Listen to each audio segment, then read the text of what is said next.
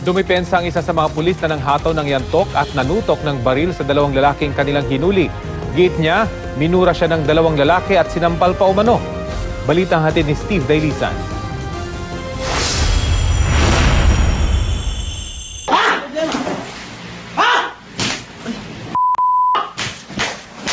Kung anong tapang ni PO1 Jose Tandog habang walang habas na nanghampas ng yantok. Ang mandusay ka dyan, ha? Hindi ako mandusay, sir. Ha?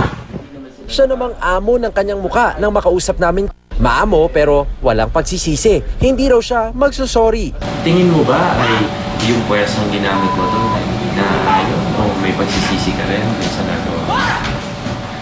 Sir, siguro may naging excessive lang po yung pag-apply ko po ng pwersa doon. Wala kang hihingi na tao. And then, Bago raw kasi mag-beast mode, pinagmumura siya ng dalawang lalaki, bagay na hindi nakuhanan sa video. At matapos ang gigil niyang pangahampas, may tampo pa si kuya. Sinampal daw kasi siya nang dumating ang mga kaanak ng isa sa mga biktima, kaya nagkasugat siya sa kanang pisngi. Wala po, no-react lang po ako doon kasi wala po naman ako magagawa. Pinagmumura ako, ganyan.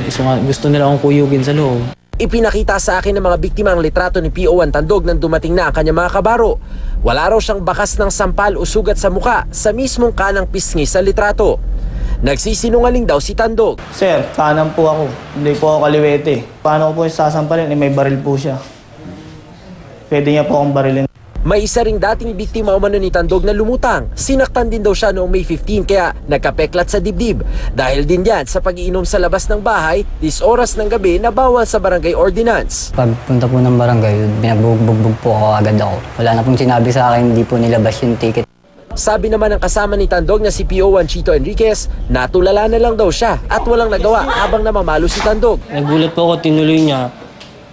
Yun po, hindi ko na naisip na mapigilan siya. Pero pareho silang pinagalitan ni na PNP Chief Bato de la Rosa at NCRPO Chief Oscar Albayalde. Hindi po rason yun para saktan at palupaluin yung biktima, no, dahil nahuli lang naman po yun sa umiinom sa kalsada. Sabi pa ng PNP Chief, habang dinidinig ang kasong administratibo, ipatatapon ng dalawa sa Marawi. Pero kulang yan ayon sa isang biktima. Sapat ba yun na para itapon sila ron?